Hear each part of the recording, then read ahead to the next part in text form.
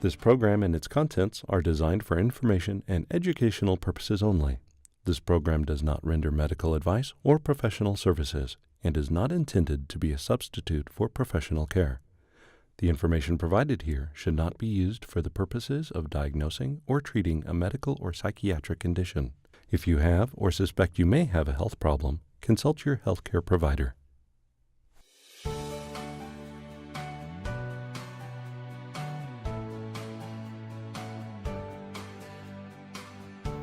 Hi, welcome to Positive Momentum TV, and today we have Jess Coleman, owner of Mind, Body, Spirit of Omaha.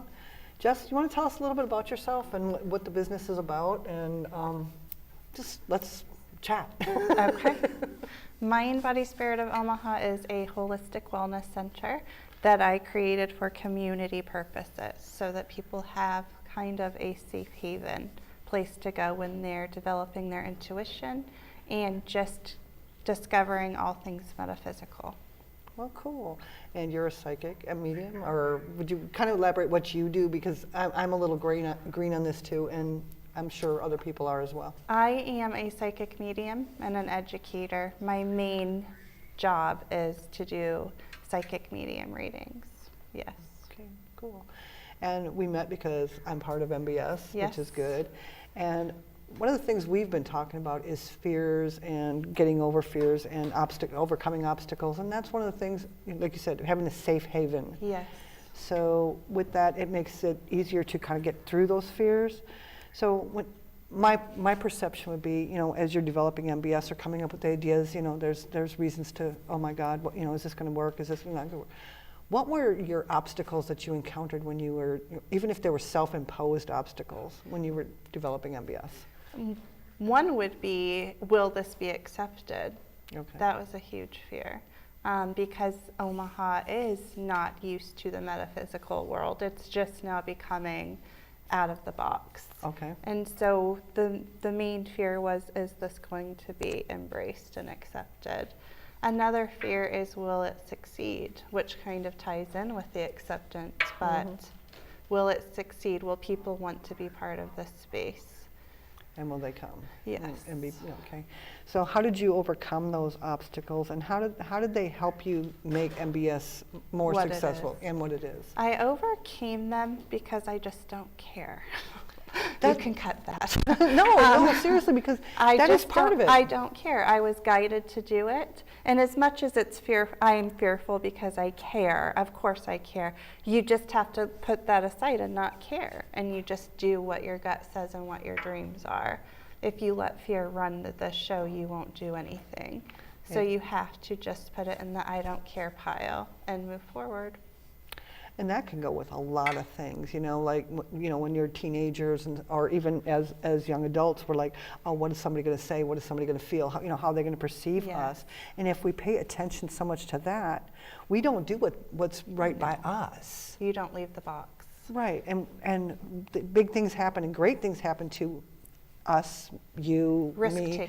Risk takers. Yeah. We're willing to say, I don't need to follow the crowd. I want to blaze my own path, and I know it can be uncomfortable and scary, and sometimes it's even expensive. Yeah. But you learn so much from the mistakes more than you do from the successes. It's true. Does that make sense? It does make sense. And there's this passage in the Bible, not to bring up the Bible. No, it's all good. But there's a passage in the Bible about the straight and narrow and the wide path. And I just choose to take the narrow path. I don't take wide paths, so got to take chances. Okay, and so we're going to take a chance here and say, okay, Bible, spirituality, metaphysical, they're all encompassed. And for me, I've heard, people say, oh, we got to go by science only. Well, isn't science part of spirituality and part of, God or the creation or whatever? Aren't they all intermeshed? They are. Why would one be more than the other? And how can you isolate one from the other? And you want to go with that a little bit, that little thought? They're all intertwined. And I used to live in the church. I was at the church at least 3 days a week, growing up into my 30s. And I know the Bible. I've read every page of the Bible. And it says in the Bible, this is the psychic side, the gifts that aren't really gifts because we're all psychic.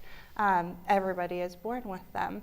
What happens is through the lineages, people don't read for themselves or know for themselves. It's because grandma's grandma said it's this way. So, Gotcha. yes, that's the problem. It's just getting the information for yourself. And even back when grandma said something, that was fear-based because, back in the day, oh my Yes. God, if you did anything outside this nice little box, you were burned as a witch. Yes. Or Beheaded, beheaded or ostracized, and you had to stay within the community to survive. You did. Yes, and truthfully, most grandmas never read the Bible.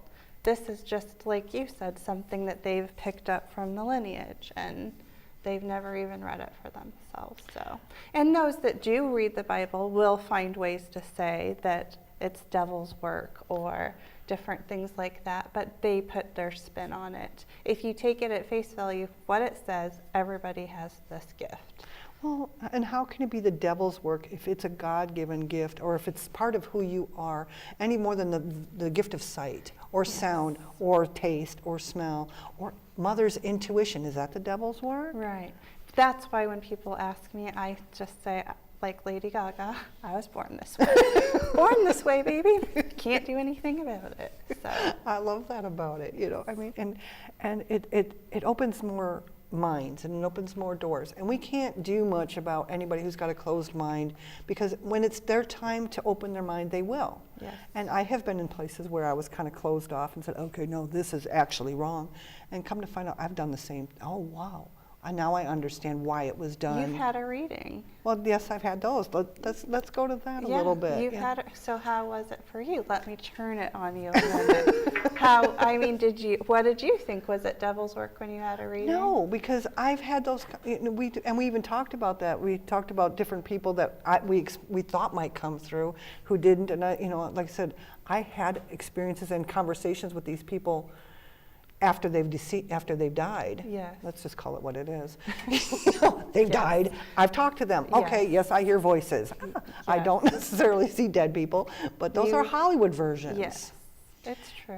But and the reading I've had, it was kind of it was a blessing. It was a way to put closure on things and understanding of relationships while we were alive, because we all have. We all have our own version of reality, is what I'm going to put it. Because what I believe about something is one thing, and what the other person in this relationship may believe is something else. And we may bump heads or have misunderstandings because of those, our own beliefs and our own values and our own thoughts and what we expect. And as Ilona was here one time and she had said, draw a picture of your expectations and then tear it up. I wish we could all do that, but we don't. We hold on to that picture and we say, okay, this is the way it needs to be. Right. So, this person isn't what I expect them to be, so they don't belong in my life. And the reading you and I had, and the reading you gave me, was a way to understand where this relationship was coming from, what that person was able to say then that wasn't able to say when they were alive, and how I was able to receive them once they had gone that I wasn't able to do when they were alive. Right. Because my own ego and everything and hers was in the way. Does that help? I mean, does that make sense? And if you would elaborate on that. That's what a reading is. That's what it encompasses, healing. A reading is not about tricks and party parlors and how much information I can get right. It's not a guessing game. A reading is intimate and it's about healing. That's why I do it. And so when I read for my clients, my expectation is the healing factor. That's the main focus. And so when you talk about getting closure, and the deceased loved one we're speaking about. My mother, basically. Yes. Her feeling on things and her apologies and her love, that's why readings should take place. And I don't think it just helps us on this side, because the Bible, we talk about I went to catechism and all that, a Reformed Catholic, retired Catholic, whatever, pray for the dead, pray for the dead, pray for the dead. Well, if we're praying for the dead, then why can't we talk to the dead? How is that any different? It's prayer. Isn't prayer, okay, meditation and prayer are very parallel. Yes. So how is not, I'm trying to articulate the correlation, but I know what I'm feeling and trying to say, but maybe you can kind of rescue me on this one. Well, my feeling is they're not dead. Okay. They just shed their body. Okay. Spirit is universal and multidimensional. We are multidimensional beings. Okay. We have a spirit in the core of our being, and when we die, that spirit still lives. Mm-hmm. The body is dead. And that is why we can communicate with them. Everything is energy, everything is vibrational. Spirit is vibrational, you're vibrational, I'm vibrational. So when someone passes, they're literally 3 feet away from us. It's just the veil is what it's called in the metaphysical world. The veil thins, and a lot of times the connection with them is anytime after midnight between 5 in the morning, that's when it's thinnest, and that's when ghost stories come from, because that's where the connection really gets enhanced. But they're here in our world. They're enmeshed with us. It's just not by sight, but we can't see the wind and we know it's there. Same thing with spirit. Does that make sense? Yes, and that actually brings to a couple of questions, and I'm going to go with the one that's why is between midnight and 5 a.m. thinnest? I mean, what is it about that? There's something with the energy. I would be a really awesome know-it-all if I knew the details, but I don't. I just know that that's, for my experience and from the collective of my clients, when people connect the most, if you're not trained to do it for a living. It's something to do with the energy. I don't know if it's because people are calmed down, people are relaxed. It's just the energetic connection is much more noticeable between that time frame. Okay, and then question number 2, and we've kind of talked about this a little bit. You know, we talk about being able to connect with loved ones, you know, and for the longest time I was able to connect with a loved one who had been deceased or, dead for 20 years. Right. And now, you know, but we also talk about reincarnation. There's a lot of people who believe in reincarnation. So how can we, and I already kind of know the answer because we've talked about this, but I want to kind of fill everyone else in, is how can we talk to someone who's dead, who's still in spirit form, but there's also reincarnation? Can you kind of clarify that a little bit? You know? Okay. So when we die and we go to heaven and do all of our work and our growth and our changing, and we do work out our lessons, because there's always lessons to be worked out when we leave, there comes a point in time in my belief that you reincarnate. But because we are energetic beings and we are souls, we are all interconnected. The guy down the street that you despise, that leaves his trash in his front yard, you're connected to him, whether you want to be or not. It's energy. And it goes back to God being within all of us, and then there's that universal link. So it's the same thing. When someone reincarnates, you can call in that energy and they still come forth, because we're always connected. And we're multidimensional. Multidimensional. So it's kind of like, and I like to relate to movies. I don't know if you ever saw Meet Joe Black. And, yes, and with Brad Pitt. Yes, and yeah, I caught that. He's talking to Anthony Hopkins, yes. And Anthony Hopkins is asking, you know, how can you be dead? And Brad Pitt comes back, or Death comes back and says, well, you know, while you're shaving's not the only thing you're doing, you know, or anytime we're doing stuff, we're never just doing the one thing. Right. People do believe that we live in different universes as we live now.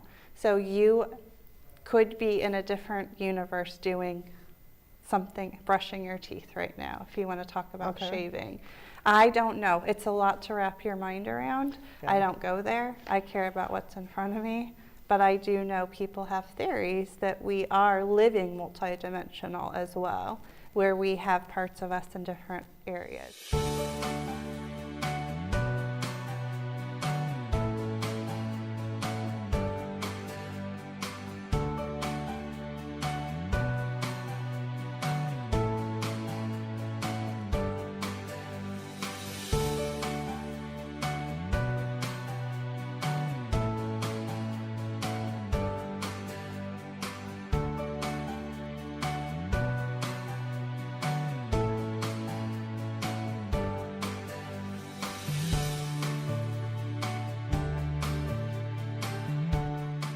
different areas of the universes. So.